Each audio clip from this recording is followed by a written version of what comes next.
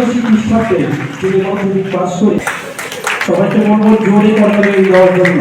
শিশুর বড় মহানগরী স্যারের পক্ষ থেকে তিনি মাধ্যমিক পরীক্ষায় উত্তীর্ণ হয়ে বর্তমানে সংখ্যা আমাদের অনেক আয়োজিত এই মহৎ অনুষ্ঠানে আমাদের মাঝে উপস্থিত রয়েছে আজকে এই প্রোগ্রামের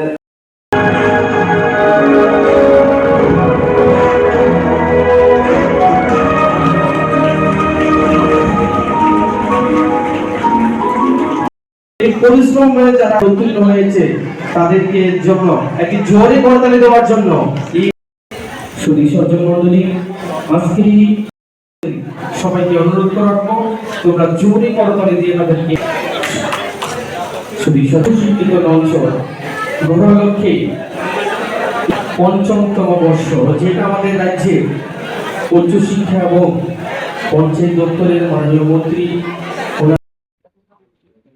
আমাদের এই নলছর কেন্দ্র থেকেও এরকম বহু আমাদের কৃতি সন্তান আছেন যাদেরকে আমরা বলি যে তারা হচ্ছেন আমাদের এই নলছরে বা আমাদের এই জন্মভূমি তারা। আজকে আমরা যত সুযোগ সুবিধা পাচ্ছি, আজকে প্রতি 4-5 কিলোমিটার অন্তর অন্তর এক একটা করে 12 স্কুল আছে, ইংলিশ মিডিয়াম স্কুল আছে, বিদ্যাজ্যোতি স্কুল আছে, পিএমসি স্কুলও আজকে আছে।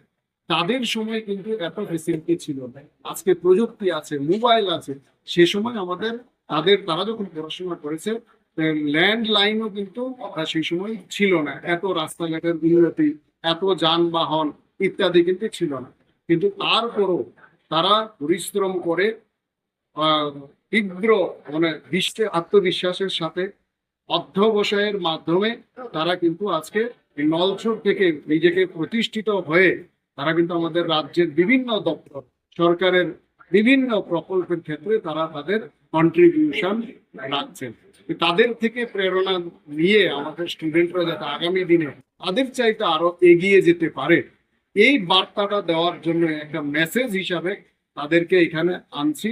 আর তারা যেহেতু আমাদেরকে নলছর থেকে আমাদের সরকারের, আমাদের রাজ্যের এবং বিভিন্ন সমাজে তারা নেতৃত্ব দিচ্ছেন, তারা যাতে আগামী দিনে সফলতার সাথে তাদের সেই মেধা, তাদের সেই কৃতিত্ব এবং তাদের সমস্ত কিছু যাতে আমাদের এই রাজ্যের উন্নয়নে এবং দেশের বিকাশের কাজে তারা নিষ্ঠার সাথে লাগাতে পারে, তার জন্য তাদেরকে ডেকে এনে একদিকে স্টুডেন্টদের মেসেজ দেওয়া, আরেকদিকে তাদেরকে সম্মানিত করা। এটাই কিন্তু এই উদ্দেশ্যে তাদেরকে সেখানে রাখা হচ্ছে, ফলে তারাও আনন্দিত হচ্ছেন আর স্টুডেন্টও কিন্তু সেখানে ইন্সপায়ার হচ্ছে। এটাই আমার তাদেরকে ডেকে আনার বড় উদ্দেশ্য।